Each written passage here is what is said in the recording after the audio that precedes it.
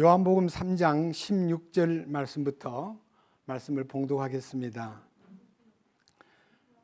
하나님께서 세상을 이처럼 사랑하사 자신의 독생자를 주셨으니 이것은 누구든지 그를 믿는 자는 멸망하지 않고 영존하는 생명을 얻게 하려 하심이라. 하나님께서 자신의 아들을 세상에 보내신 것은 세상을 정죄하려 하심이 아니요 그를 통해 세상을 구원하려 하심이라. 그를 믿는 자는 정죄를 받지 아니하거니와 믿지 않는 자는 하나님의 독생자의 이름을 믿지 아니하였으므로 이미 정죄를 받았느니라. 정죄는 이것이니 곧 빛이 세상에 왔으되 사람들이 자기 행위가 악함으로 빛보다 어두움을 더 사랑한 것이니라. 이는 악을 행하는 자마다 자기 행위를 책망받을까 염려하여 빛을 미워하고 또 빛으로 나오지 아니하기 때문이라. 그러나 진리를 행하는 자는 빛으로 나오나니 이것은 자기 행위와 또 그 행위가 하나님 안에서 이루어졌음을 나타내려 함이니라 하시니라. 3장 21절 말씀까지 말씀을 봉독했습니다. 기도드리겠습니다. 거룩하신 주님, 진심으로 감사드립니다. 오늘은 하나님이 우리를 얼마나 사랑하셨기 때문에 이 말씀 속에서 하나님이 세상을 이처럼 사랑하사 독생자를 주셨다고 말씀하셨습니다. 하나님이 그 아들을 세상에 보내신 목적은 세상을 정죄하려 하심이 아니요 예수님을 통해 세상을 구원하려고 하셨다고 선포하셨습니다. 오늘은 이 거룩한 말씀을 통해서 우리에게 주시는 놀라운 하나님의 뜻을 우리가 함께 상고하고 함께 이 말씀을 깨닫고 주님께 영광 돌리고 감사가 넘치는 우리의 삶이 되게 하여 주옵소서. 오늘은 만찬주일입니다. 우리 주님의 죽으심을 기념하고 우리를 위해서 찢기시고 고통당하시고 피 흘리신 것을 기념하는 이 기념의 날에 우리의 마음을 주님께서 성령으로 붙잡아 주시고 임재 가운데서 이 말씀의 깊은 뜻을 더 깊이 우리가 받아들일 수 있도록 이끄시옵소서. 이 미천한 자의 입을 통해 주님을 증거하려 할 때에 제 의지나 생각에 맡기지 마시고 주님 친히 말씀해 주시옵소서. 이 말씀을 듣는 모든 사람들이 주님의 크신 은혜 가운데 더욱더 성령으로 충만하고 성령의 인도를 따라서 이 세상과 사탄의 권세와 죄의 권세를 능히 이길 수 있도록 이끄시옵소서. 우리 주 예수 그리스도의 이름으로 기도드렸습니다. 아멘.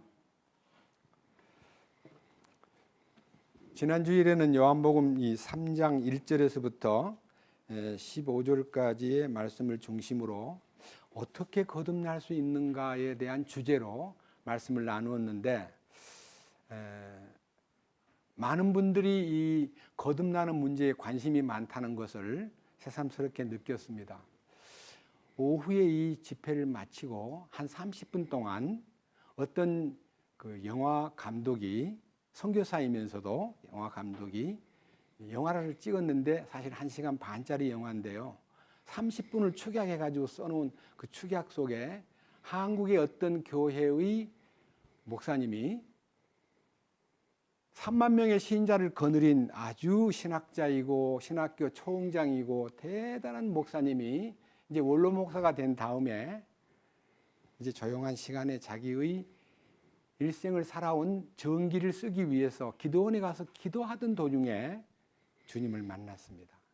근데 이 사람한테 들리는 얘기는 꿈도 아니고 환상도 아니고 아주 직접적인 사건으로 묘사해서 이제 영화를 만들었는데 그게 아주 충격적인 얘기입니다. 이분이 거느리고 있던 3만 명의 신자 가운데 예수님께서 너네 교회 3만 명 신자 가운데 5명밖에 거듭난 사람이 없다. 너도 거듭나지 못했다. 이렇게 이제 목사님한테 얘기해 주셔가지고 그 목사님이 큰 충격을 받고 지옥의 문 앞에까지 갔다가 주님이 다시 끌어내가지고 너한테 이 마지막 이 일을 세상에 알리는, 한국 교회에 알리는 이 사명을 부여할 테니까 먼저 너는 하나님 앞에 네 자신을 회개하라고 하는 그런 이제 일을 통해서 아주 마음이 떨려가지고 제가요 2번 이제 봤는데요. 그리고 전체를 또 봤는데 거기에 이제 계속 거듭나는 문제가 나와 있다고요. 굉장히 아주 충격을 받았습니다. 오후에 시간이 있으면 30분짜리만 관람을 하겠습니다. 여기에 14절에 이렇게 기록되어 있습니다. 모세가 광야에서 뱀을 든 것 같이 사람의 아들도 반드시 들려야 하리니 이것은 누구든지 그를 믿는 자는 멸망하지 않고 영원한 생명을 얻게 하려 함이니라. 영원한 생명, 제가 지난 주간에도 말씀드렸습니다. 부활 생명이십니다. 모세가 광야에서 뱀을 든 사건은 민수기 21장에서 이스라엘 민족이 하나님의 이끄심에 길로 인하여 마음이 상하고 혼이 낙담하면서 왜 우리를 이집트에서 구원해 내가지고 이 광야에서 죽게 만드느냐. 이 광야에는 만나 외에는 아무것도 안 보이는데 그 만나는 너무 푸석푸석해. 우리 혼이 그걸 싫어해. 언제 빵을 주며 언제 좋은 음식을 주겠느냐고 원망을 하고 있는 동안에 불뱀이 나타나가지고 그들을 물었습니다. 그 불뱀에 물린 사람은 즉시 죽습니다. 이 일로 인해서 백성들이 막 죽어가고 있을 때에 그들이 뉘우치면서 이 뱀을 우리에게서 물러가게 해주시고 도와주세요 하고 막 회개하는 운동이 일어나니까 모세가 하나님께 간구하면서 이 백성을 용서해 주십시오. 이들이 잘못했습니다. 라고 회개를 했을 때 장대 위에다가 놋뱀을 만들어 가지고 달도록 명하셨고 불뱀에 물린 자마다 장대 위에 달린 놋뱀을 쳐다본 즉 살더라 하는 그 불뱀은 사탄에게 물린 인간의 죄의 독이 퍼져가지고 그 죄값으로 죽는 것이 그 당시는 즉각 죽었지만은 오늘날 모든 인류들은 아담 안에서 사탄에게 물려가지고 그 사탄의 독인 죄가 인간을 지배하고 결국은 사망으로 갈 수밖에 없는데 해결의 길은 주님이 모세가 광야에서 뱀을 든 것 같이 인자도 반드시 들려야 하리니 여기서 들려야 하리니 하는 이 들리는 것은 십자가에 못 박히는 것을 말씀드리고 그 십자가에 못 박히신 예수님을 쳐다만 보면 살리라. 제가 여러분들에게 이 놋뱀을 매단 장대가 십자가 형상이라고 하는 것을 말씀을 드렸는데 저 개인적으로도 십자가를 무척 좋아하고 십자가를 많이 쳐다보고 십자가 아래에서 기도도 하고 십자가를 목걸이 삼아 품기도 하고 십자가를 항상 염두에 두었지만은 제 속에 있던 뱀의 독이 떠나지 않았습니다. 그것은 말씀이 그 안에 들어가야 됩니다. 말씀이 그 안에 연결되어야 십자가의 도, 십자가의 하나님의 능력이 나타나야 십자가의 의미가 내게 양심을 자유케 하고 내 영을 해방시키고 내 혼을 깨끗게 하고 십자가의 능력으로 내 인생이 본성이 바뀌어버리는 옛사람이 제거되고 새사람이 되는 이 사건을 로마서 6장 3절 이하에서는 주님의 죽으심에 연합하라. 주님의 십자가에 네 옛사람이 못 박혔다는 것을 받아들이라. 그것을 간주하라. 그것을 여겨라. 그것에 연합하라 하는 십자가에 연합한 사람이 거듭난다는 것을 전했습니다. 그런데 제가 좀 특징적으로 이 요한복음에는 1장 14절에 이렇게 기록되어 있습니다. 말씀이 육신이 되어 우리 가운데 임하심에 우리가 그 영광을 보니 아버지의 독생자의 영광이요 은혜와 진리가 충만하더라. 그다음 좀 내려가 가지고 율법은 모세로 말미암아 주어진 것이지만 은혜와 진리는 예수 그리스도로 말미암아 온 것이라. 예수 그리스도로 말미암아 온 은혜와 진리가 이 성경의 중심입니다. 근데 그 은혜와 진리가 십자가를 통해서 인간들에게 열리게 되어 있습니다. 그래서 은혜가 뭡니까? 조금 전에 우리가 찬송가를 불렀잖아요. 246장 찬송가의 1절, 긍휼과 사랑과 은혜의 주 소리 높여 찬양을 주께 바칩니다. 그 사랑 받을 수 없는 나에게 부어주셨네. 은혜가 뭐냐면요, 받을 자격이 전혀 없는 멸망받을 죄인에게 하나님이 그냥 아무 조건 없이 은혜와 긍휼과 사랑을 베풀어서 하나님의 품에 들어오게 만들고 하나님의 안식을 누리게 만드는 것이 은혜입니다. 은혜는 노력의 대가도 아니고 내가 무엇을 해서 얻는 행위의 대가도 아니라 거저 주시는 하나님의 선물이고, 그 은혜 가운데 들어만 가면 그 은혜가 나를 생명을 얻게 하고 죄를 깨끗게 하고 하나님을 아버지라 부를 수 있게 하는 것입니다. 그래서 너희가 그 은혜를 인하여 믿음으로 말미암아 구원을 얻었나니 이것이 너희에게서 난 것이 아니요 하나님의 선물이라. 행위에서 난 것이 아니니 이는 누구든지 자랑하지 못하게 하려 함이니라. 자랑할 수 없는 인생이 주님 한 분만 높이고 자랑하는 것이 우리가 은혜 받은 사람의 모습이다 하는 것을 정의 내릴 수 있습니다. 그럼 진리는 무엇이냐? 진리는 예수님 자신이 진리입니다. 예수님 자신이 내가 곧 길이요 진리요 생명이라 그랬고, 그 생명 대신 그 진리 대신 주님이 이렇게 말씀하셨습니다. 진리를 알지니 진리가 너희를 자유케 하리라.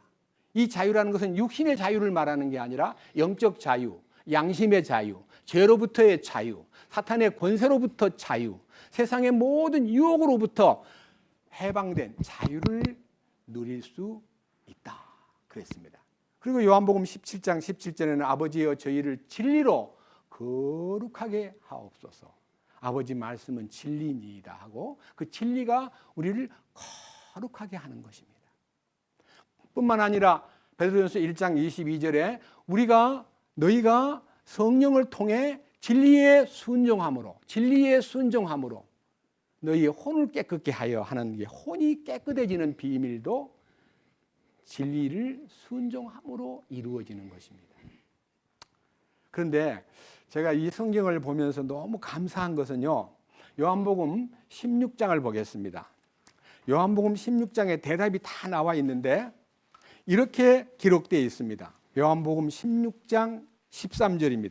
그러나 그분 곧 진리의 영께서 오시면 너희를 모든 진리 가운데로 인도하시리니 그분은 스스로 말씀하지 아니하시고 무엇이든지 자기가 들은 것만을 말씀하시며 앞으로 일어날 일들을 너희에게 보이시리라.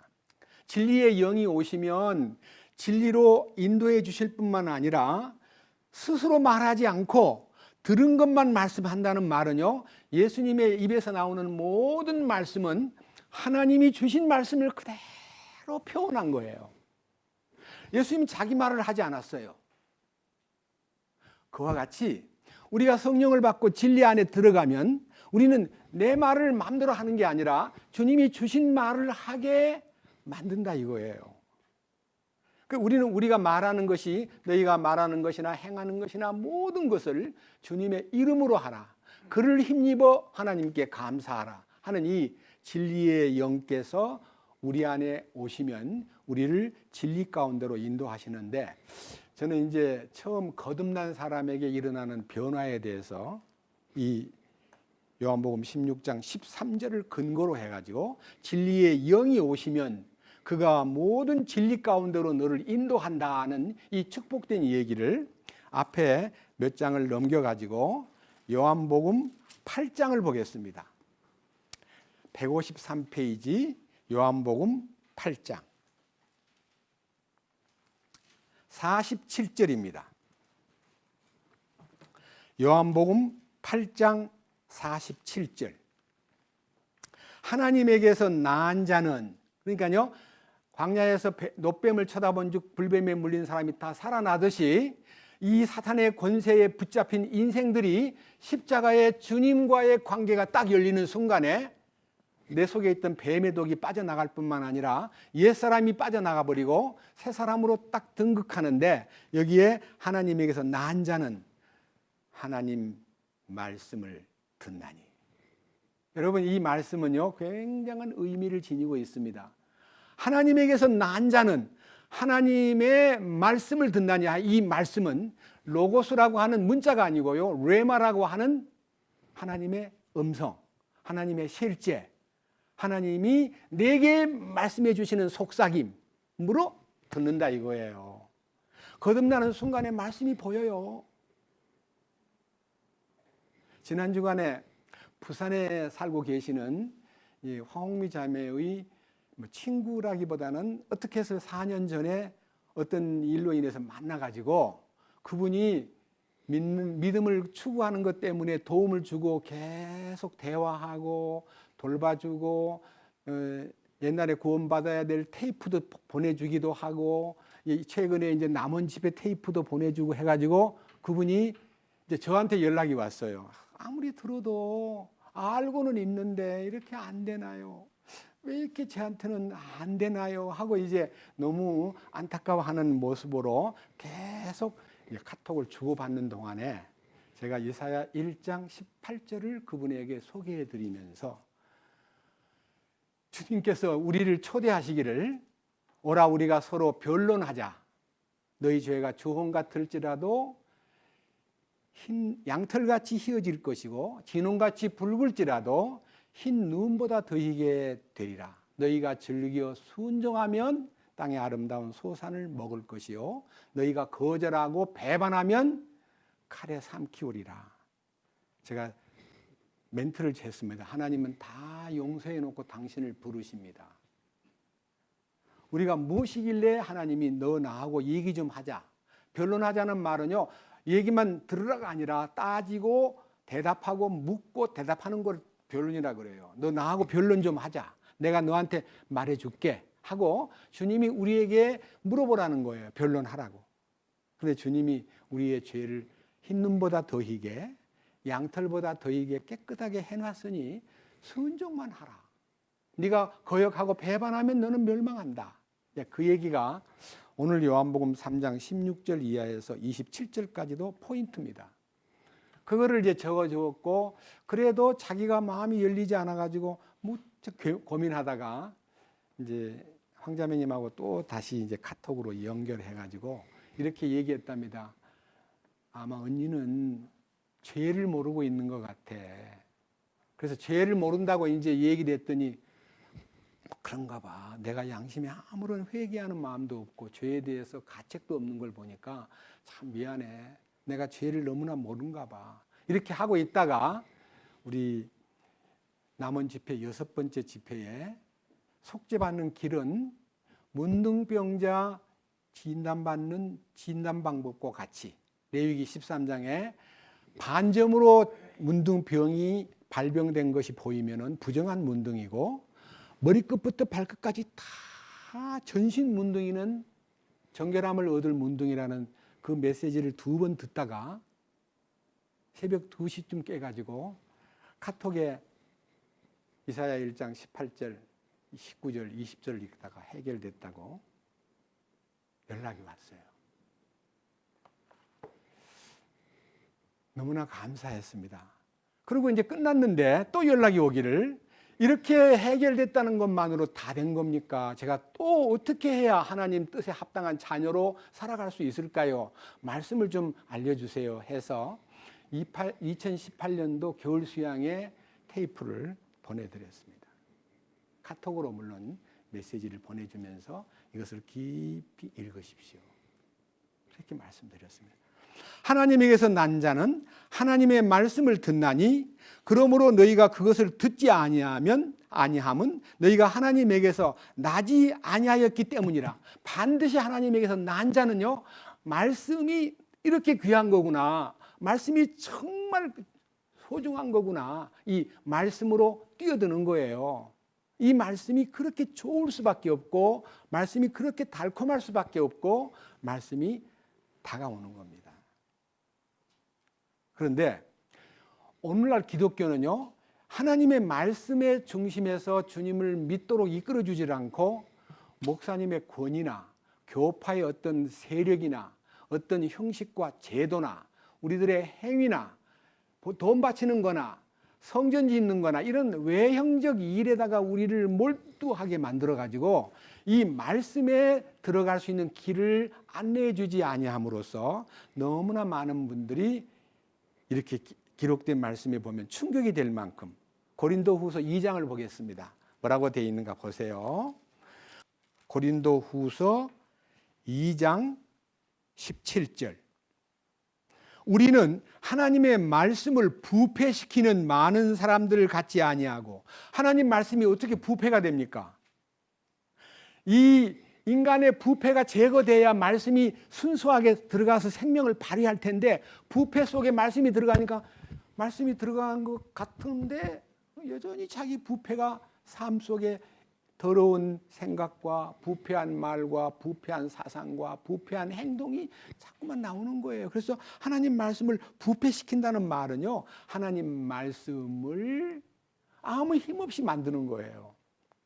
그런데 여기에 하나님의 말씀을 부패시키는 많은 사람들 같지 아니하고 오직 진실함에서 난 자같이, 하나님에게서 난 자같이, 하나님의 눈앞에서 그리스도 안에서 말하노라. 여기에 가장 중요한 것은요, 하나님에게서 난 자는 이 말씀을 생명으로 받아들이고 이 말씀을 하나님의 시선 앞에서, 하나님에게서 난 자로서 하나님의 시선 앞에서 그리스도 안에서 말하는, 그래서 예수님 안에 들어가는 것이 무엇인가, 그분의 시선 안에 사는 것이 무엇인가, 그분이 하나님에게서 난 자의 삶이 얼마나 놀라운 말씀의 능력을 누리고 사는가 하는 것을 제시한다는 것입니다. 이 말씀을 깊이 탁 이해하면요, 와, 진실함에서 난 자, 하나님에게서 난 자, 하나님의 눈앞에서 그리스도 안에서 하는 이 짤막짤막한 용어가요, 우리 마음을 뜨겁게 하고, 와, 이 놀라운 말씀 안에서 우리가 살아가는구나. 이걸 모르고 지금까지 내가 다른 방법으로 신앙생활 잘하려고 애쓰고 마음으로 많이 몸부림하고 이 말씀에 씨름을 했는데, 저도 어린 시절에 이 말씀하고 엄청 많이 씨름한 적이 있습니다. 그런데 하나님에게서 난 자는 말씀에서 씨름 안 해도 됩니다. 왜? 말씀이 나를 이끌어주기 때문입니다. 어디로? 왕 앞으로.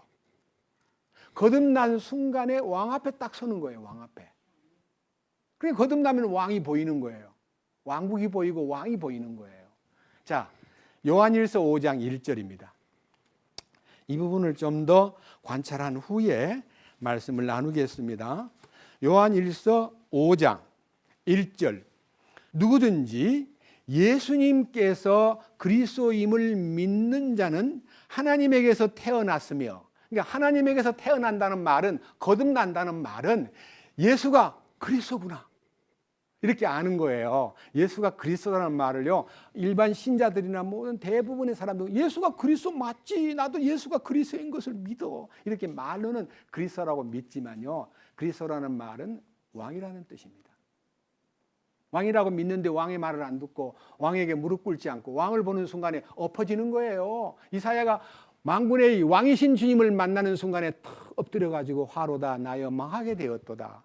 내가 이 입술도 더럽고 더러운 입술을 가진 백성들 틈에 살면서 만군의 여호와 왕을 배웠음이로다라고 어찌할 바를 모를 때 스랍 천사가 제단 숯불을 집게로 딱 찝고 와가지고 이사야의 입에다가 숯불을 입에 딱 대주면서 이 숯불이 내 입에 닿았으니 내 죄가 그리고 내 불법이 깨끗해졌느니라는, 정결케 된 후에야 누가 우리를 위해서 갈 거라고 물을 때 주여 제가 여기 있나이다, 나를 보내십시오, 나를 보내소서,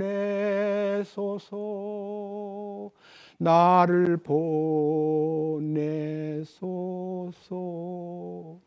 제단 숯불 내 입술에 닿으니 왜 주저할까 오 주여, 나를 보내소서. 그 제단 숯불이 십자가예요.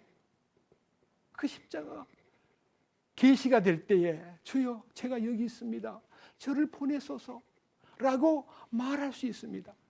아까 우리 김영재님 기도 시간에 복음의 증인, 부활의 증인으로 사용해 주십시오. 나를 보내소서.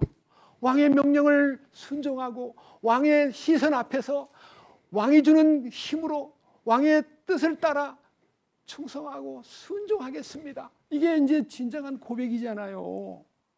여러분들이 예수 믿는다면서 그냥 멍하게 세월 보내고 아무 의식 없이 텔레비전 앞에 앉아 있고 아무 의식 없이 먹고 마시고 있다면 이게 어떻게 크리스찬입니까? 예? 그리스도의 증인인데, 부활의 증인인데.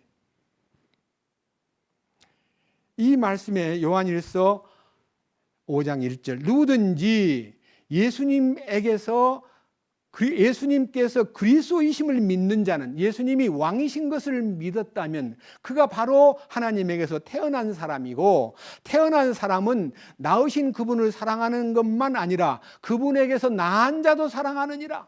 그러니까 주님을 향해서 사랑이 막 뜨거워지고, 그 사랑이 너무 뜨거워지니까 보이는 형제와 자매들에게 뜨겁게 사랑할 수밖에 없는 사람으로 변화가 되었다는 것입니다. 이게 우리가 거듭난 증거예요. 근데 우리가 과거에 거듭났다고 말해놓고 얼마나 우리는 사랑이 없이 다투고 시기하고 성질내고 욕심부리고 살았습니까? 지금 우리가 그렇게 할 수가 없잖아요. 어떻게 우리가 이 축복된 거듭남의 세계에서 욕심을 차리고 자기 이속을 챙기고 형제자매를 시기하고 뒤에서 질투하고 또 흉도 보고 불평하고 그렇게 할 수가 없잖아요. 아니, 없다는 말 동의하십니까? 아멘이에요. 뿐만 아니라 이 보세요. 2절 우리가 하나님을 사랑하고 그분의 명령을 지킬 때에 이로써 우리가 하나님의 자녀들을 사랑하는 줄을 아느니라.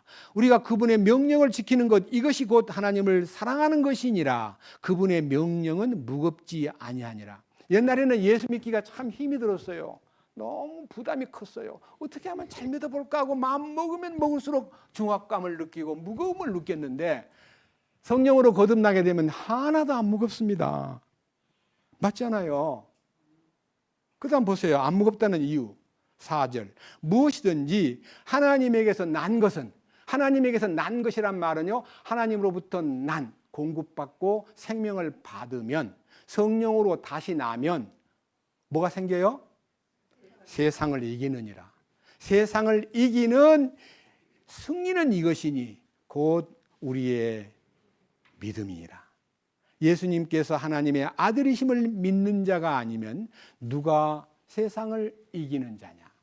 그래서 세상을 향해서 막 늘 쓰러지고 세상이라는 생존 경쟁의 현장에서 늘 내가 마음속에서 왜 세상을 내가 이렇게 힘들게 사는가, 그런 마음, 힘들게 사는 거 아니에요. 이기는 자로 사는 거예요. 내 힘으로 이긴다 그러면 이건 건방진 소리지만요, 주님이 이김을 다 이루어 놓고 우리 보고 이기는 자 안으로 들어오라 그랬습니다. 그 이기심 안으로 들어오라고. 여러분, 예수님의 이김이 나의 이김이라고 느끼는 것은요, 이런 거 한번 생각해 보세요. 어떤 권투 선수가 대한민국을 대표해서 세계 챔피언십에 나가가지고 이겼다 그럽시다. 그럼 온 국민이 뭐예요? 그 이김에 참여하는 거예요. 만약 졌다 그러면 아유, 이길 수 있었는데, 이렇게 패배감을 느끼고요. 이겼을 때, 여러분 홍수환이라는 권수 선수가 이겼을 때 막 얼마나 우리 좋아했습니까? 예수님의 이기심은 나의 이김이에요. 그뿐이 아니에요. 5장 18절 요한일서 5장 18절입니다. 자세히 보세요. 누구든지, 여러분 다 포함되어 있잖아요. 누구든지 하나님에게서 낳은 자는 뭐 한다고요? 죄를 짓지 아니함을 우리가 아노니. 죄를 짓지 않는데요. 그리고 하나님에게서 난 자는, 자신을 지킨다는 말은요, 주님이 지켜주신다는 거예요. 하나님에게 난 자는 하나님의 천사를 보내가지고 자기를 지켜주셔요. 누구든지 개개인을 다 지켜주셔요. 넉넉히 이기도록 해주셔요. 앞으로 넘겨보세요. 3장. 요한일서 3장 9절. 누구든지 하나님에게서 난 자는 죄를 범하지 아니하나니 이는 그분의 씨가 그 속에 머물러 있기 때문이라. 옛날 개역 성경에는 그분의 씨라고 안 돼 있고 하나님의 씨가 그 속에 머물러 있다. 하나님의 씨, 하나님의 DNA, 하나님의 말씀, 하나님의 능력, 하나님의 손길이 내 속에 있기 때문에 이기는 겁니다. 제가 어제 그저께요, 딴 사람들은 지금 공포를 느끼고 예방주사 뭐하러 맞냐, 죽을지도 모른다고, 많이 죽었다고 맞지 말라고 하는데 저 당당 가서 맞았습니다. 그래서 집사람이 저보고 괜찮아요, 아무렇지도 않네. 집사람은 맞고 한 4월 동안요 막 목도 아프고 열도 나고 막 힘들어했는데 저는 하룻밤 자고 나니까 뭐 때려도, 여기 맞았는데 때려도 안 아프고 아무렇지도 않네. 왜 주사를 맞습니까? 균을 집어넣어 가지고 항체를 만들어서 다른 독감균이 들어오면 야 뭐하러 들어왔어 하고 딱 잡아먹는 면역을 속에서 내항을 기르는 예방접종이라는 게 실제로 균을 넣는 거예요. 그게 아파요. 몸에서 그것이 이제 딱 통과하고 나면은 이제 바깥에서부터 들어오는 어떤 독감균도 잡아먹어버리는 내향성, 속에 면역성을 키우는 것이 예방주사입니다. 맞지요? 따라해보세요. 예수님은 성령으로 우리 안에 계신다. 그래서 뭐예요? 죄가 들어오면 어찌 돼요? 잡아먹어버려요. 성령께서 속에 계셔가지고 다 먹어버려요. 강한 슈퍼 면역체가 속에 딱 들어앉아가지고 어떤 죄가 내게 들어와도 잡아먹어버리니까 아무렇지도 않게 느끼는 거예요. 우리는 하루에도 수만 가지 수억의 암세포나 각종 세균들이 몸에 들락거리는 거 아세요? 코로, 입으로, 피부로. 맞죠? 근데 속에서 뭐가 있어요? 면역성이 강화돼가지고 탁탁 잡아먹어요. 그러니까 성령을 받으면요, 성령의 능력이 나를 세상에 빠지지 않도록, 세상에 병들지 않도록 돌봐주신다는 이 강력한 육체의 생명은 피에 있습니다. 그 피 속에 면역성이 흐르고 있는 거예요. 우리의 피 속에 주님의 능력과 사랑과 모든 은총이요 가득히 넘쳐서 왕성하게 지켜주신다는 것을 믿으면 조금도 문제가 없어요. 자, 그래서요, 더 하나 보겠습니다. 놀라운 얘기입니다. 이제 로마서 8장. 로마서 8장이 너무 이제 우리에게 중요한 거기 때문에 제가 이 말씀을 읽고 싶습니다. 로마서 8장 14절. 하나님의 영의 인도를 받는 자들은, 하나님의 영이, 진리의 영이 너희 안에 오시면 그가 너희를 진리로 인도하신다 했기 때문에 하나님의 영의 인도를 받는 사람은 다 누구예요? 하나님의 아들들이죠. 맞죠?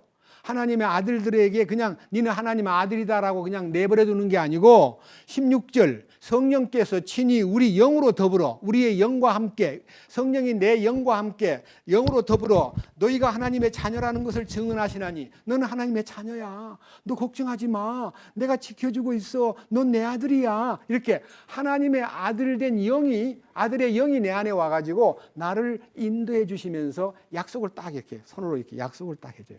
약속만 한 게 아니라 도장까지 딱 찍어요. 어떻게? 밑에 보십시오. 17절 자녀이면 네가 하나님 자녀지, 네가 자녀이면 상속자야. 하나님의 상속자야. 뿐만 아니라 그리스도와 함께하는 공동 상속자야.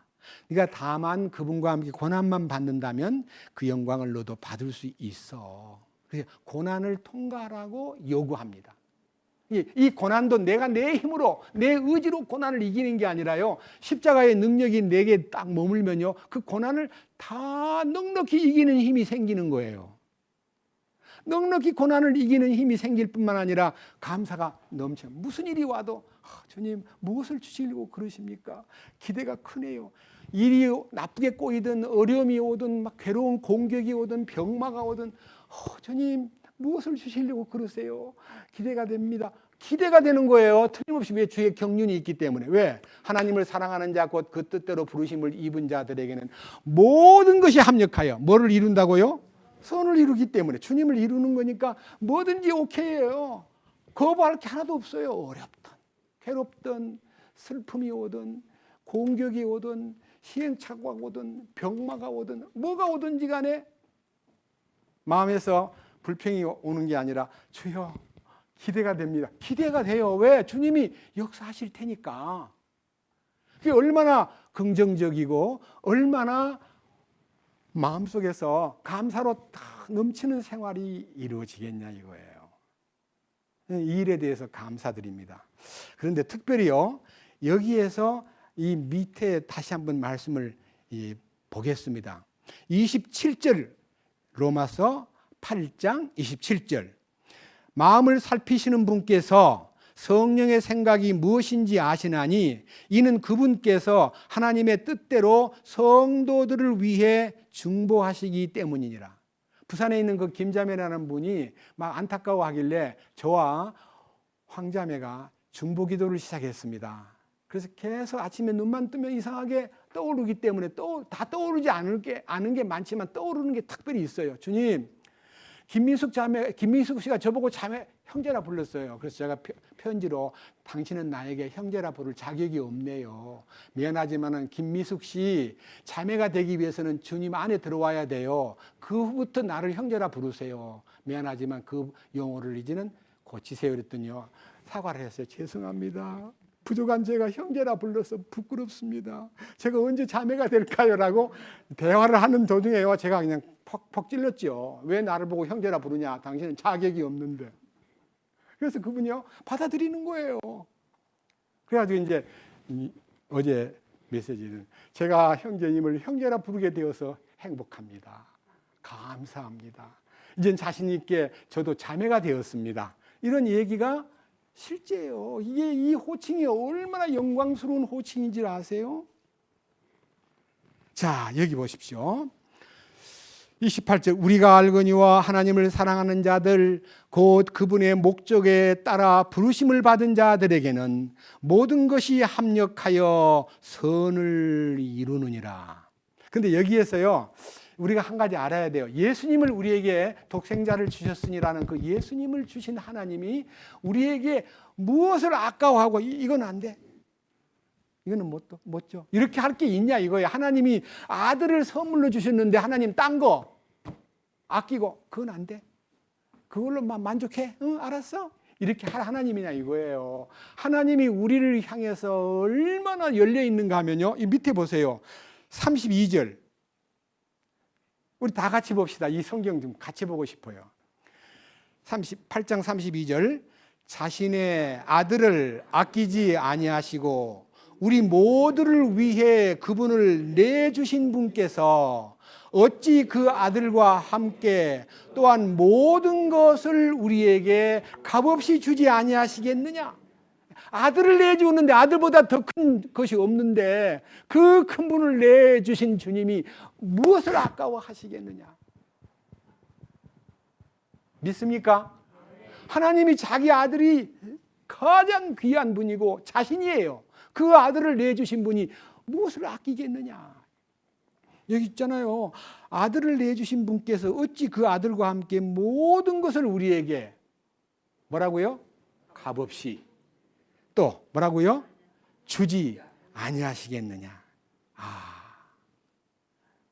너무 놀라운 사실을 우리가 알고 있건만 이 엄청난 은혜와 이 진리를요, 우리가 제대로 따르지 못하는 것이 참 부끄러운 거예요. 은혜는 받을 수 없는 이 죄인에게 하나님의 사랑과 은혜와 그 진리를 누릴 수 있도록 이끄심이 은혜고, 그 은혜를 깨달은 이후에 진리로 인도를 받아가지고 진리를 이 마음껏 누리는 것이 우리 생활입니다. 진리를 누린다는 말은요, 구원을 못 받는 사람에게 있어서 가장 비극적인 얘기를 하나 성경에서 먼저 펼쳐놓고 얘기하겠습니다.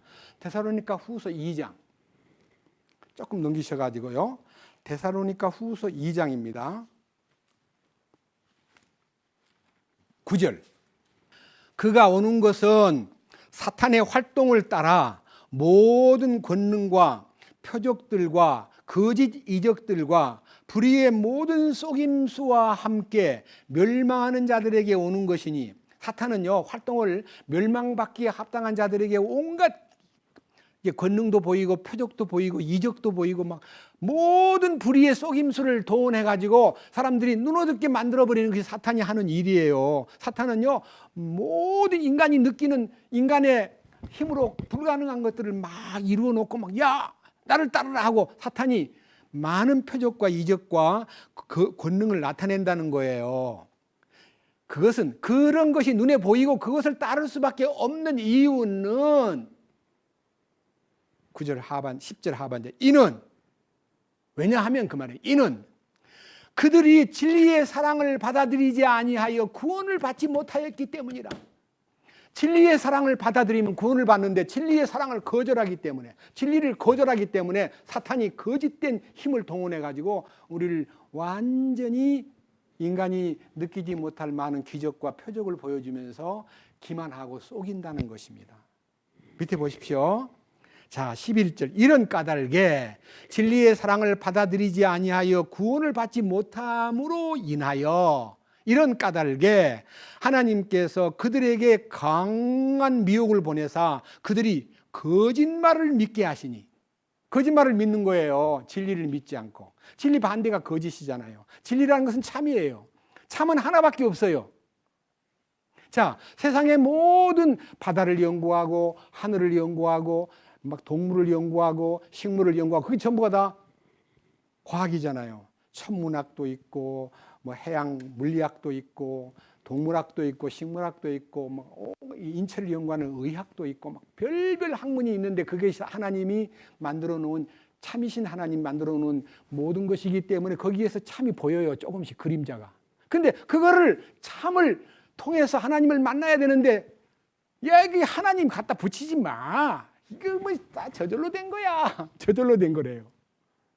그렇게 질서정연한 이론이 들어있는 모든 우주의 비밀이 하나님이 만드신 지혜의 사물이거늘 인간들은 그걸 노라고 말합니다. 건방지게. 보세요. 거짓 것을 미혹을 보내어 거짓말을 믿게 하시리니 12절. 이것은 진리를 믿지 아니하고 불의를 기뻐하는 자들이 다 정죄를 받게 하려 하심이라. 진리를 믿지 않은 사람은 정죄를 받은 거예요. 진리는 주님 자신이에요. 자, 이 말씀을 마음에 두고요. 진리의 사랑을 받지 아니함으로 구원함을 받지 못한 사람들은 거짓말을 믿을 수밖에 없고 거짓에 빠져서 살 수밖에 없는 거예요. 자, 이제 요한복음 본문으로 갑니다. 자, 이제 3장으로 가서 본문을 통해서 생각해 보겠습니다. 16절. 하나님께서 세상을 이처럼 사랑하사 자신의 독생자를 주셨으니라는 말은요 14절에 모세가 광야에서 뱀을 든 것 같이 인자도 들려야 하리니라는 이 축복된 얘기가 이처럼이라는 단어 속에 함축되어 있는 거예요. 불평하고 원망하던 이스라엘 사람들이 불뱀에 물렸는데 다 죽어가고 있을 때에 하나님이 노뱀을 만들게 하여 그를 쳐다본 즉 살게 만든 그 축복이 예수님을 통해서 우리에게 나타났다, 그 말입니다. 이는 저를 믿는 자마다 멸망하지 않고 뭘 얻는다고요? 영원한 생명. 이 영원한 생명이 부활 생명이잖아요. 자, 17절. 하나님께서 자신의 아들을 세상에 보내신 것은 세상을 정죄하려 하심이 아니요 그를 통해 세상이 구원을 받게 하려 함이라. 그를 믿는 자는 정죄를 받지 아니하거니와 믿지 않는 자는 하나님의 독생자의 이름을 믿지 아니하였으므로 이미 정죄를 받았느니라. 정죄를요, 이 정죄라는 단어는 이제 헬라어의 심판이라는 단어와 똑같은 용어입니다. 심판이라는 말은요, 개역 성경에는 다 심판이라는 말로 되어 있습니다. 정죄받는다, 심판받는다는 말이 똑같은 말인데 여기에는 큰 의미가 숨어 있습니다. 예수님이 십자가에서 받으신 고난이 무엇입니까? 정죄의 심판입니다. 인류의 죄를 다 그분에게다 덮어 씌워버렸습니다. 그래서 그는 죽으셨습니다. 그리고 그 죽음을 떨쳐버리고 부활하셨습니다. 그래서 인류의 심판은 십자가에서 끝나버렸습니다.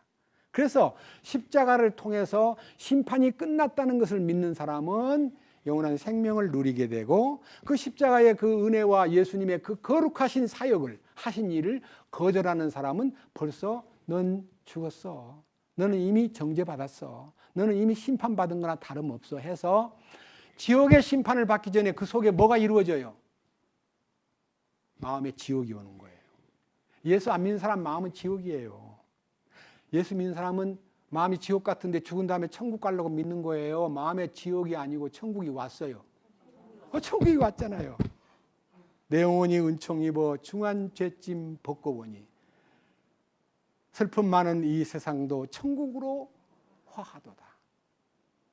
내 마음에 이루어진 천국이 주님을 누림으로써 날로 가깝도다라고 하는 그 천국을 이 정도보다도 더 구체적이고 엄청난 천국을 가면 얼마나 좋을까 하는 내적 마음의 천국을 소유한 사람의 마음의 기도는요, 세상의 어떤 고난도 고난으로 안 보이고 주님 안에서 감사로 바뀌는 거예요. 밑에 보십시오.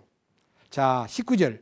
정죄는 이것이니 곧 빛이 세상에 왔으되 사람들이 자기 행위가 악함으로 빛보다 어두움을 더 사랑한 것이니라. 이 어두움을 더 사랑한다는 말은요, 빛의 반대는 어둠이지만요, 빛은 이 요한복음 전체를 보면 예수님이 빛이에요. 예수님의 반대는 마귀예요.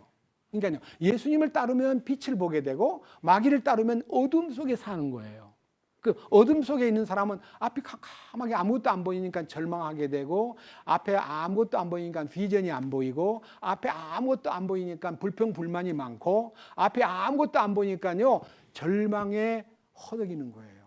근데 우리는 산 소망을 갖고 주님 오실 날을 기다리는 신부가 되었다는 이 기쁨이 우리를 얼마나 행복하게 만드는 거예요. 딱 갈라져요. 보세요. 20절. 이는 악을 행하는 자마다 자기 행위를 책망받을까 염려하여 빛을 미워하고 또 빛으로 나오지 아니하기 때문이라. 왜 많은 사람들이 이 성경을 싫어하느냐? 이 성경을 펼치면 빛이 오기 때문에, 빛이 비치면 자기가 보이고 자기 더러움이 보이기 때문에 한다는 소리에 자기 더러운 거는 말 안 하고 야야 치워. 그다 사기꾼 책이구만. 에이, 뭐 창조해? 미쳤구만. 니나 믿어?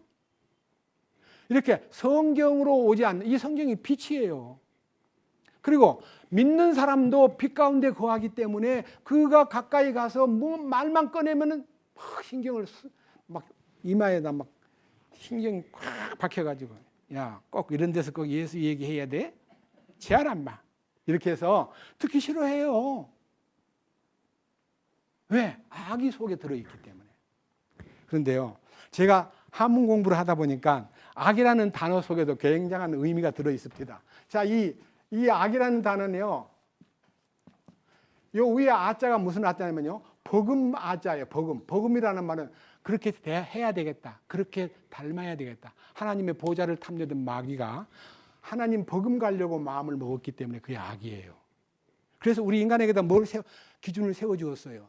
네가 이것을 먹으면 하나님처럼 될까 봐 못 먹게 한 거야. 먹으면 네가 하나님처럼 돼.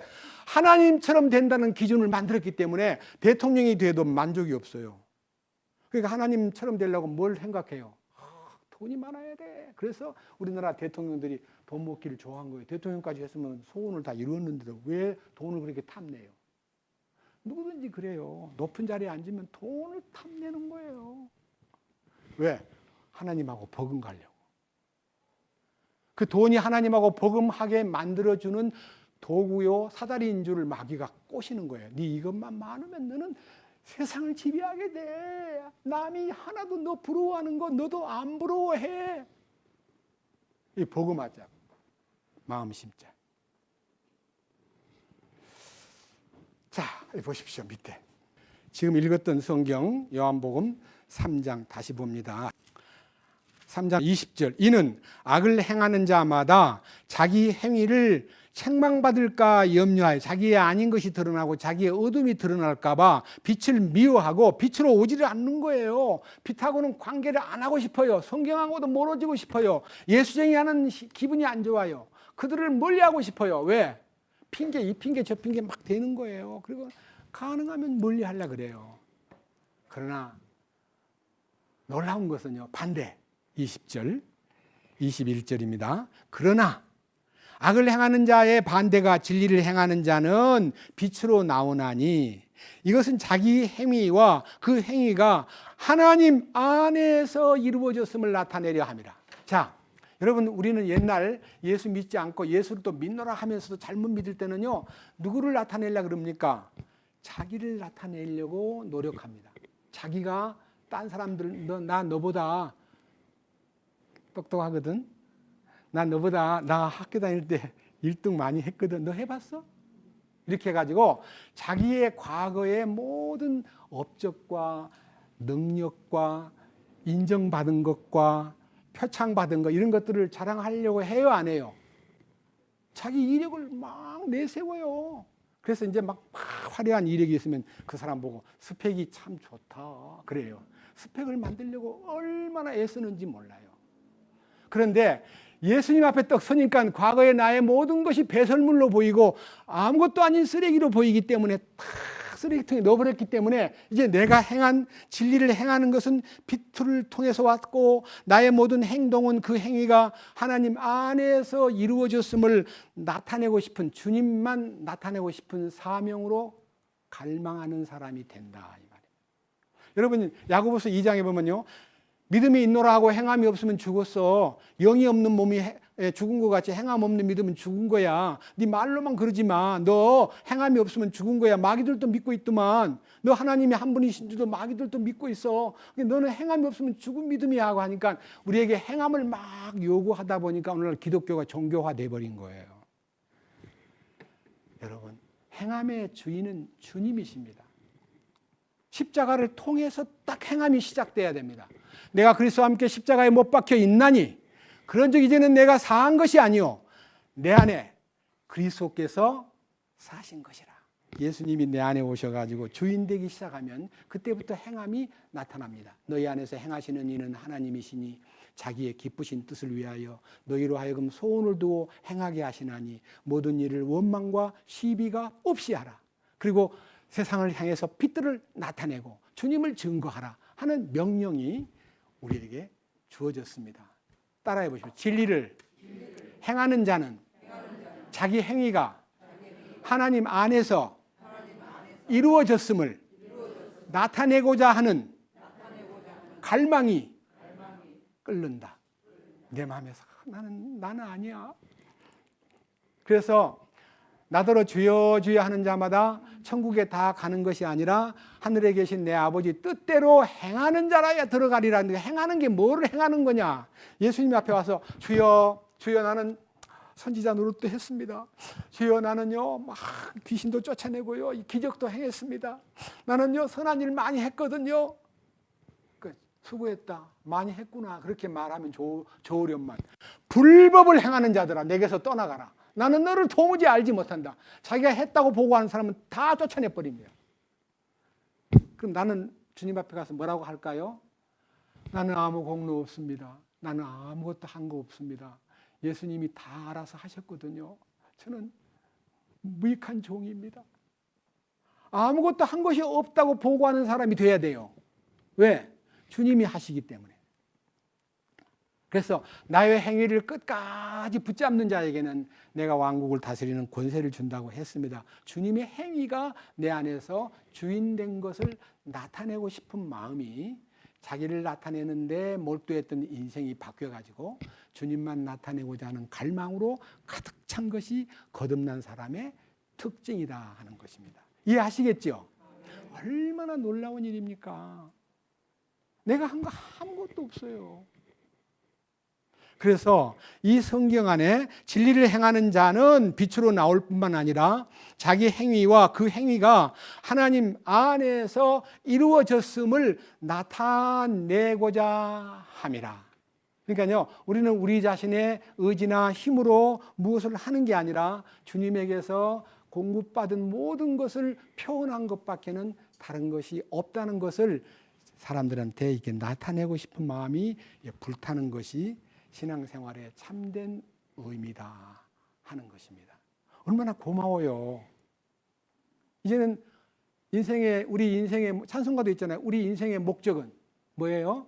그리스도를 나타내고 그다음 두 번째 땅을 다스리는 거예요.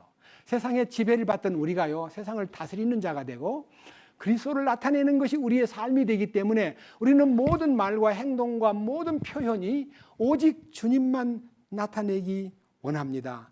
주님만 드러내기 원합니다. 저는 아닙니다.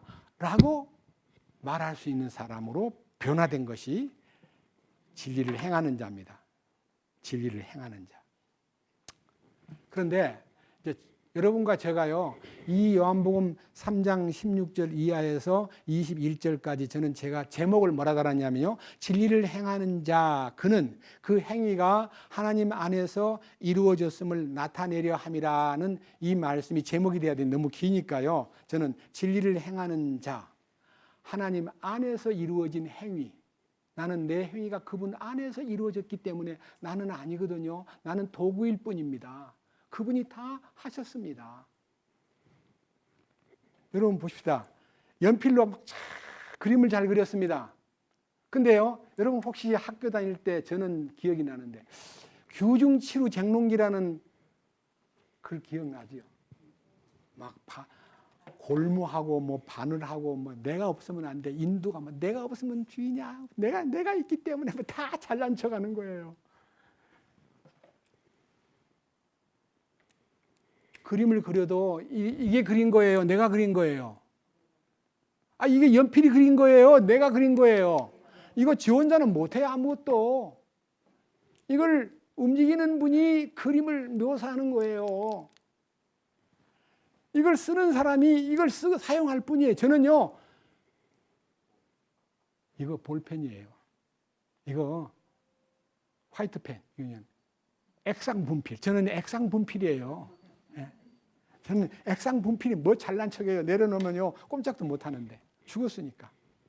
이거는 제가 살리는 방법은 제가 탁 들고 막 움직이면 액상 분필이 내가 묘사하고자 하는 어떤 표현을 쓰기 때문에 쓰고 나면 그냥 그대로예요. 저는 액상 분필에 불과한 존재라는 것을 믿습니다. 저는 여러분 모두가 다 주님에게 쓰임받는 사람으로서 나는 다만 주님 것으로 사용되었을 뿐입니다. 나는 당신의 의의 도구로 사용된 것에 대해서 감사드립니다. 나는 그동안 사탄에게 사용되었던 불의의 도구였는데 주님, 내가 이제는 의의 도구가 된 것에 대해서 감사드립니다. 이렇게 할 수밖에 없어요. 자, 그러기 위해서 이제 하나님이 눈에 안 보이기 때문에 지금 여러분 제가 눈에 보이니까 이걸 들고 막 뭘 쓰면은 잘 쓰네 그렇게 하지만은요, 제가 지난번에 이제 한문 가지고 얘기하다가 또 한문 하나를 새롭게 탁 포착을 했는데 와, 너무너무 어떻게 이렇게 세밀하게 표현됐는지 모르겠어요. 자, 한번 보세요.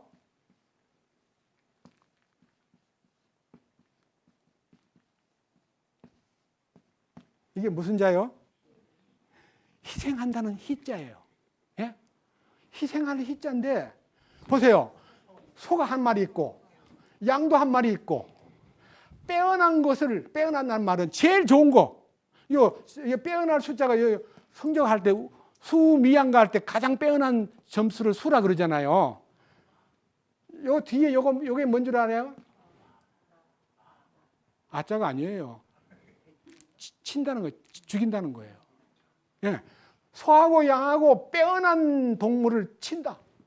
치는데 소를 살아있는 채 데리고 와가지고 죽인다. 사한 소를 갖고 와가지고 죽이는 것이 희생이에요.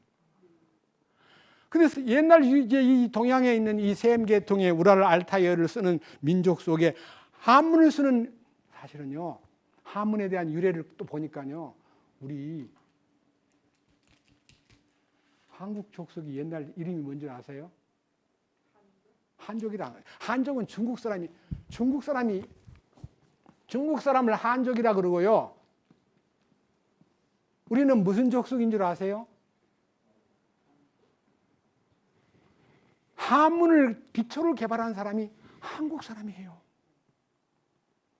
중국이 만들어낸 거 아니에요. 그러니까 우리나라는 세종대왕 같은 한글 만든 사람도 있고요. 우리들이 한문을 만드는데 우리 종족이 나라가 이루어지기 전에 그쪽에 있다가 이제 이쪽으로 이제 이사를 왔는데 그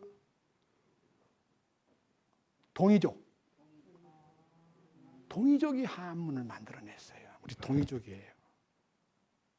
그런데 제가요, 여러분 보세요. 소가 한 마리 있고 양도 있는데 그 중에서 빼어난 것을 골라서 죽이는 것이 희생이다.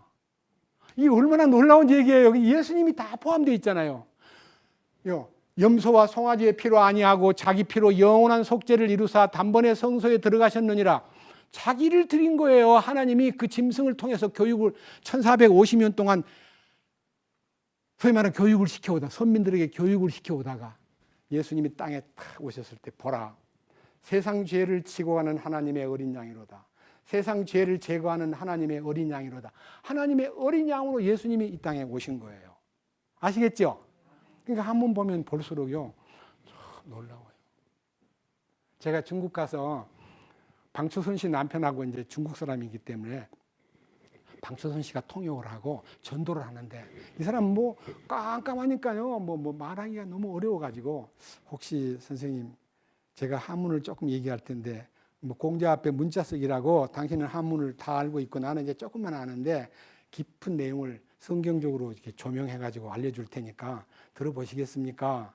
당신이 예수 믿는 것이 무엇을 믿느냐 하면요, 예수님이 하나님의 어린 양이에요. 그 하나님의 어린 양하고 당신이 딱 합작이 되면 당신은 놀라운 인생이 돼요 하고 제일 먼저 보여준 것이 어린 양을 써놓고 그 어린 양 밑에다가 당신 요 밑에요, 요거는 예수님이고 요건 당신입니다. 당신이 어린 양 밑에 딱 예속되면 그때 당신은 어려워집니다. 한마디만 딱 하니까 눈이 동글, 무슨 말이에요? 하나님의 어린 양이 당신 위에 딱 들어가고 당신이 그 밑에만 들어가면 당신은 놀라운 인생이 됩니다. 어려워지는 거예요. 했더니 그런 뜻이 있어요? 아, 그것만 있는 거 아니에요. 하나님이 다 알고 계셔요. 하나님께 다 쏟아부으면요, 놀라운 축복이 나타나요. 그러면서 이제 창세기를 펴놓고 선악과 얘기를 시작하는데요. 그분한테 하나님이 두 그루의 나무를 만들어 가지고 두 그루의 나무가 있는데 거기서 하나님이 보고 계셔요. 요 볼시자가 하나님이란 뜻이에요. 중국 사람은 다 알더라고요. 하나님. 요 하나님이란 뜻이 있기 때문에 보세요. 제사 지내는데 이게 하나님 여기 들어있잖아요. 제사. 예? 자, 기도.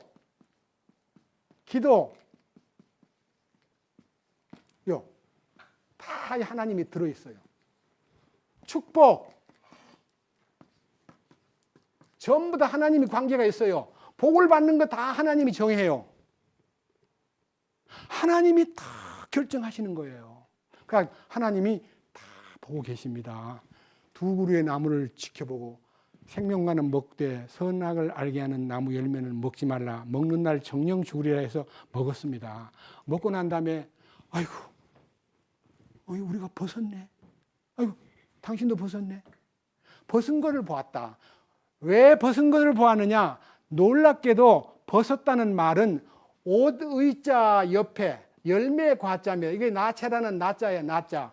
왜 옷이 열매하고 붙어 있느냐? 열매 과자하고 옷 의자가 붙어 있어요. 당신 열매를 따먹고 옷 벗은 걸 알았거든요. 맞죠? 이게 나자 맞죠? 나체. 이 사람 입을 쫙 벌려요. 한문에 그런 성경에서 다 뽑아가지고 한문이 시작된 겁니다. 그래서 그분이 이제 그 얘기를 다 듣더니요, 마음이 안심하고 성경을 자꾸 듣더니 결국 이제 구원을 받게 되었어요. 얼마나 놀라운 일입니까? 하나님이요, 진리를 통해서 이 세상의 모든 것이 다 그들의 문화 속에 스며 있고 그들의 사상 속에. 여러분, 한국 사람들이 팥죽을 끓여가지고, 한국은요 농경민족이기 때문에 송아지 잡아가지고 피 뿌리는 얘기를 모르니까요, 팥죽을 끓여가지고 막 문에다 뿌리고 막 허쉬 하잖아요. 뭐 귀신 들어오지 말라고. 예, 피를 뿌리면 넘어간다는 소리를 듣고 우리는 피 대신 팥죽이라도 뿌리자. 그래서 팥죽 뿌리는 그 제도가, 그런 미신적 샤머니즘적인 행동이 다 어디서 왔냐 하면 성경에서 온 거예요. 그 다음에 산에 가서 뭐 먹을 때요, 산에 가서 뭐 먹을 때 앉아가지고 그냥 먹으면 안 된다 하고 던지고 던져요. 뿌리는 거예요. 신에게 먼저 바쳐야 된다는 생각이 있는 거예요. 그래서 우리는요, 성경 안에서 진리를 따르는 자는 진리에 속한, 주님 이건 다 주님이 행하신 겁니다 하고, 마태복음 25장에 지극히 작은 자 하나에게 한 것이 내게 한 것이라고 하는 말을 하기 전에 내가 목마를 때 마시게 하였고, 내가 배고플 때 먹을 것을 주었고, 내가 병들었을 때 돌보아 주었고, 내가 감옥에 갇혔을 때 나를 찾아왔고, 각종 방법으로 나를 도왔지. 그러니까 이 의인들이 기억납니다. 쬐끔한 것 같은데 그걸 다 기억해 주시는군요. 이러지 않았어요. 잘 모르겠다 그랬어요.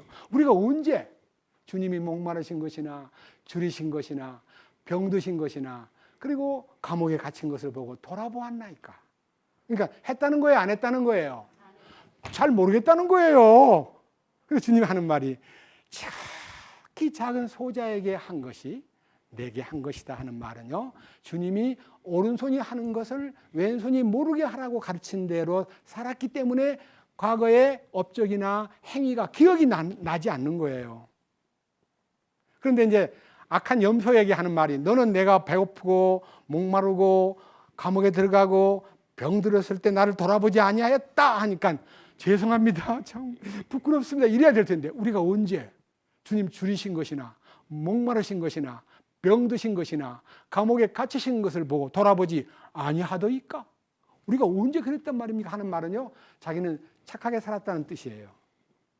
근데 주님이 지극히 작은 자, 그 소자에게 하지 아니한 것이 그 내게 하지 아니한 것이라는 말은요, 참으로 놀라운 안목이요. 주님을 사랑하는 사람은 내게 이해관계가 없고요. 우리 사람들을 사귈 때 어떻게 사귀어요? 득이 되겠나 안 되겠나, 내한테 이익이 되겠나 안 되겠나를 따져서 사귀지, 저 사람 재수없어,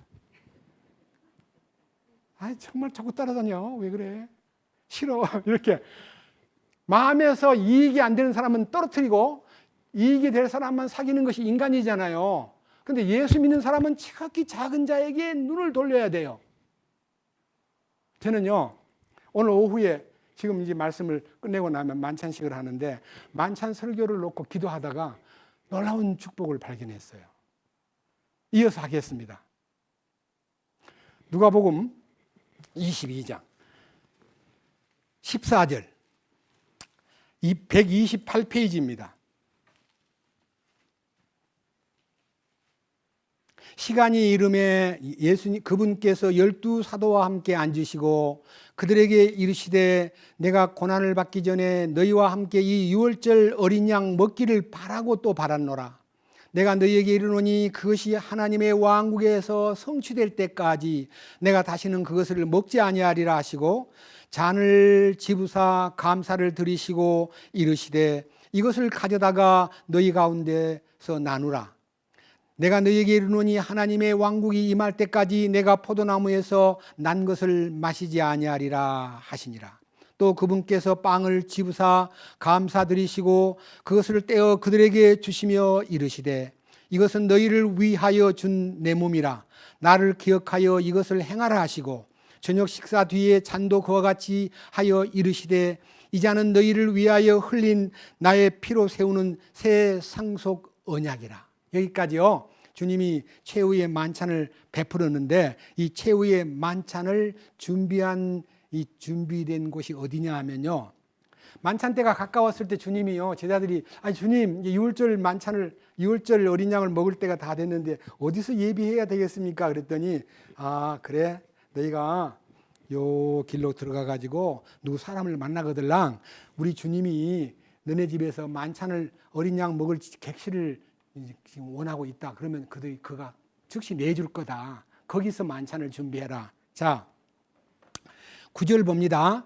그들이 그분께, 22장 9절, 그들이 그분께 이르되 우리가 어디에서 예비하기를 원하시나이까 하며, 그분께서 그들에게 이르시기를, 보라, 너희가 도시로 들어가면 물 한 동이를 가지고 가는 사람을 만나리니 그가 들어가는 집으로 그를 따라 들어가 그 집 주인에게 이르되, 선생님께서 네게 말씀하시기를 내가 내 제자들과 함께 유월절 어린 양을 먹을 객실이 어디에 있느냐 하시느니라 하라. 그러면 그가 갖추어 놓은 큰 다락방을 너희에게 보이리니 거기서 예비하라. 다락방, 이 마가의 다락방이요, 만찬을 나눈 장소인데 사도행전 1장 13절에 보면 그 다락방에 또 120문도가 모여가지고 성령을 받는 장소가 됩니다. 그 다락방. 저도 83년도에 그 다락방을 구경했습니다. 마가의 다락방. 자, 그런데 이게 뭐가 중요하냐? 밑에 보십시오. 21절. 그러나 보라, 나를 배반하여 넘기는 자의 손이 나와 함께 상위에 있도다. 여기에요. 예수님이 만찬을 다 떼고 난 다음에 나를 배신할 자가 내 지금 이 만찬 그릇에 손이 같이 와 있도다 하고 예수님이 손을 이렇게 내미는 순간에 가룟 유다가 아마 만찬을 떼먹기 손을 내민 것 같아요. 밑에 보십시오. 23절. 그들이 자기들 중에 이런 일을 행할 자가 누구일까 하고 자기들끼리 묻기 시작하더라. 누가 감히 우리 주님을 배반해? 이렇게 하면 이제 의문 중에 쌓였을 뿐이지 딱 드러나질 않았습니다. 자, 보세요. 그런데 그 자리에서 엄청나게 웃기는 일이 벌어집니다. 24절. 그분께서 자기들 중에 누구를 가장 큰 자로 여기실까 하는 일로 그들 가운데 또한 다툼이 있음에.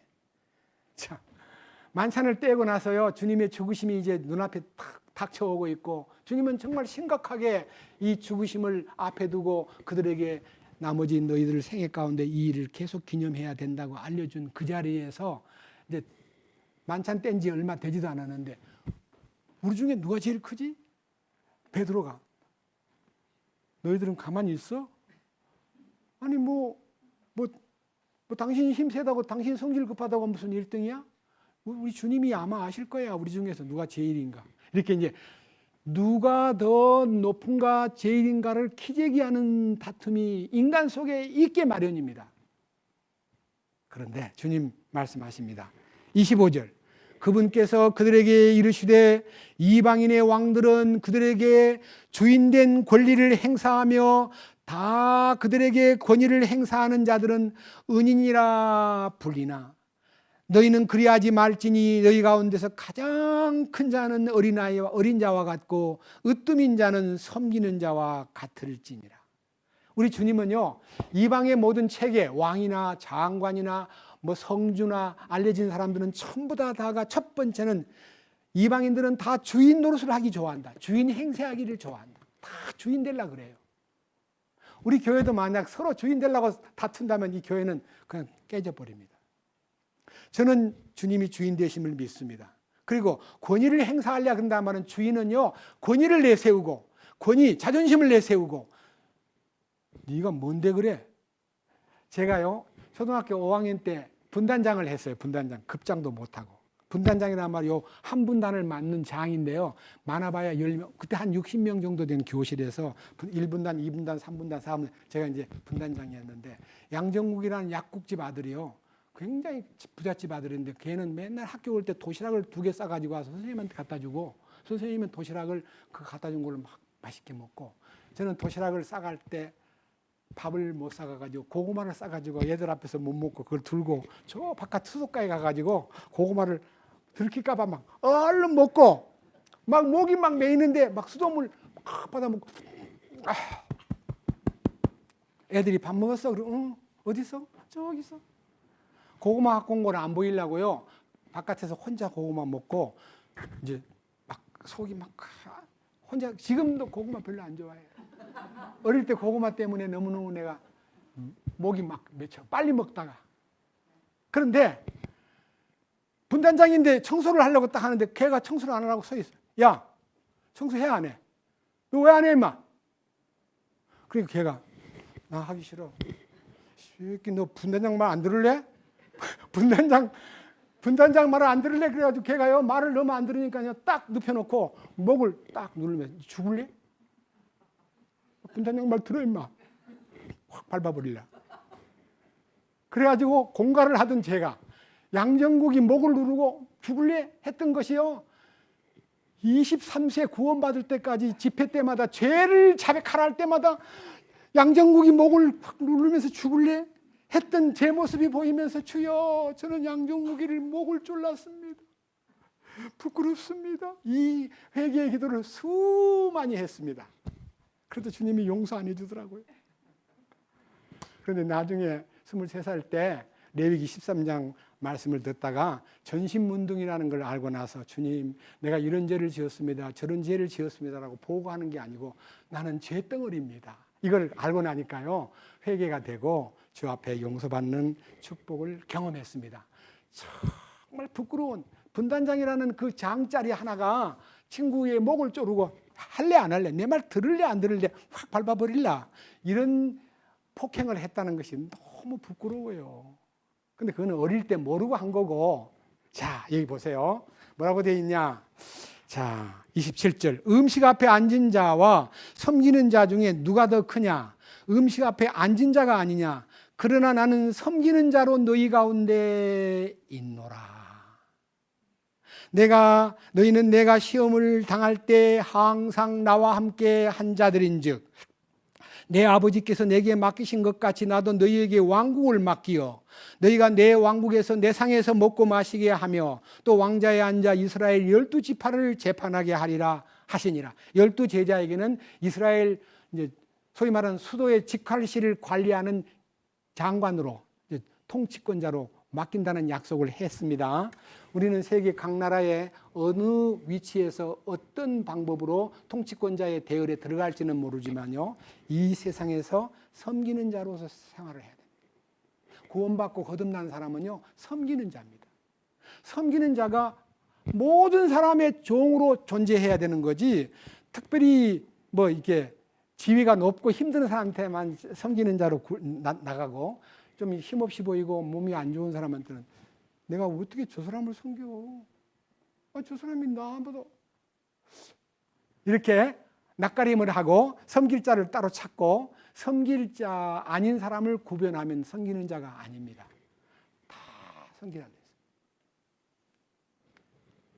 그래서 우리 주님이 남 섬기는 종의 도를 몸소 행해 보이셨네. 주님이 보여주셨습니다. 그리고 나서요, 베드로가 예수님을 부인할 것을 미리 아셨기 때문에 베드로에게 말합니다. 31절. 또 주께서 이르시되 시몬아 시몬아 보라, 사탄이 너희를 밀 까부르듯 하려고 너희를 갖기 원하였으나 내가 너를 위하여 내 믿음이 쇠하지 않도록 기도하였은즉 너는 돌이킨 뒤에 내 형제들을 강하게 하라. 베드로가 부인도 하기 전에 네가 사탄이 너를 까불러 가지고 너를 넘어뜨릴 텐데 내가 너를 완전히 절망하지 않도록 내가 너를 위해서 기도했기 때문에 네가 회복된 다음에는 내 형제들을 강하게 하라. 그 강하게 하는 편지가 베드로 전서와 베드로 후서입니다. 제가 여러분 베드로의 간증과 유언을 선포한 적이 있죠. 그래서 우리 주님은요, 이렇게 겟세마네 동산에 가기 전에 이렇게 만찬을 떼고 기념하라고 말해놓고 그 중대한 의식을 베푼 후에 두 가지, 하나는 누가 높으냐는 다툼을 벌이고 베드로가 실패할 것을 알고 주님이 미리 그를 용서해 주시는 축복, 네가 회복되거들랑 형제들을 굳게 하라. 그 다음 보십시오. 33절. 그가 그분께 이르되 주여 내가 주와 함께 감옥에도 죽는데도 갈 각오가 되어 있나이다. 그분께서 이르시되 베드로야 내가 네게 말하노니 이날 수탉이 울기 전에 네가 나를 안다는 것을 3번 부인하리라 하시고, 베드로는 절대로 아닙니다 절대로 나는 생명까지 내놓았습니다, 죽는데도 가겠습니다 이렇게 말했지만은요, 베드로가 예수님을 부인했다는 것은 우리가 아는 바입니다. 자, 이 말씀을 두 가지, 누가 높으냐에 대한 다툼, 그 다음 베드로가 자기를 시인하지 않고 예수님을 저주하리라는 것을 알려준 다음에 회복이 되거들랑 형제들을 굳세게 하라고 하는 말은요, 형제들을 섬기라는 뜻입니다. 밑에 보십시오. 39절. 그분께서 나가사 늘 하시던 대로 올리브산으로 가시매 그분의 제자들을 또 그분을 따라갔더니 그분께서 그곳에 계시면서 그들에게 이르시되 너희가 시험에 빠지지 않게 기도하라 하시고 그들에게서 물러나 돌을 던지면 닿을 수 있는 곳으로 가사 무릎을 꿇고 기도하며 이르시되 아버지여 만일 아버지의 뜻이거든 이 잔을 내게서 옮기옵소서. 그러나 내 뜻이 아니옵고 오직 아버지의 뜻이 이루어지기를 원하나이다 하시니 하늘로부터 한 천사가 그분께 나타나 그분을 강건하게 하더라. 그분께서 고뇌에 차서 더욱 간절히 기도하시니 그분의 땀이 큰 핏방울 같이 되어 땅에 떨어지더라. 큰 핏방울 같이 땅에 떨어질 만큼 이 지상에서요 그렇게 십자가 앞에서 참으로 모든 것을 주님에게 위임하는 기도가요 그분의 땀방울이 핏방울처럼 뚝뚝 떨어진 거예요. 여러분, 우리 주님은 우리를 위해서 십자가를 지시기 전에 그의 땀방울이 핏방울 되듯이 완전히 집중해서 이 지상에서요 땀방울이 핏방울로 화한 사람 아무도 없습니다. 예수님 한 분뿐입니다. 저는 오늘 이 만찬을 거행하는 이 자리에서 우리가 어떻게 이 놀라운 주님의 사랑과 주님의 은혜를 헤아릴 수 있을까? 특별히 만찬을 나눈 사람들이 변화를 받지 않고 부활 능력을 맛보지 않았기 때문에 이렇게 누가 높으냐, 누가 잘났냐, 누가 더 주님 보실 때 괜찮은 사람이냐라고 경쟁도 하고, 그리고 자기가 잘못될 것을 주님이 말해 주어도 시인하지 않고 생명을 내놓고 주님을 따르겠다고 말했지만은 결국은 주님을 부인하고 저주까지 한, 밑에 한번 보세요. 자, 59절을 봅니다. 59절.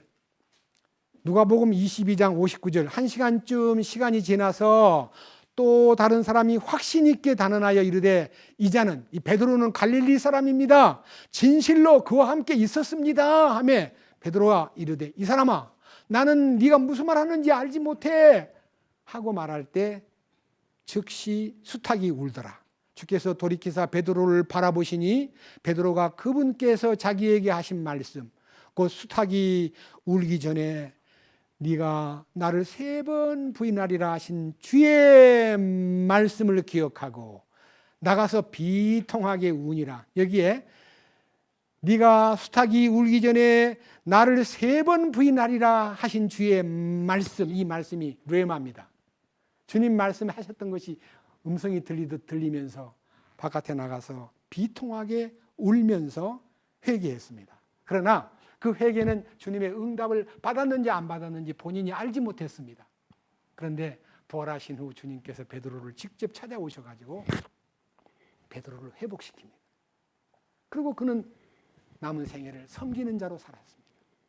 여러분, 우리가 지금까지 십자가의 도를 깨닫기 전에는 섬김을 받고자 하는 마음이 더 앞섰고 자기 자랑하는 것이 더 강했는데, 십자가에 연합한 사람은 섬기는 자가 돼야 되고 자기를 낮추는 자가 돼야 되고, 그리고 자기는 자기 힘으로 세상을 이기는 게 아니라 주님 주신 힘으로 이긴다는 것을 믿고 주님 주신 죽음의 그 효능인 피 흘림의 가치와 그가 찢기신 살의 찢김이 우리에게 주는 의미가 우리 삶 속에 더 깊숙이 우리 마음을 더 업시키는, 주님을 향해서 더 진전되게 만드는 이 축복을 마음속에 기리면서 만찬에 대해 주시기 바랍니다.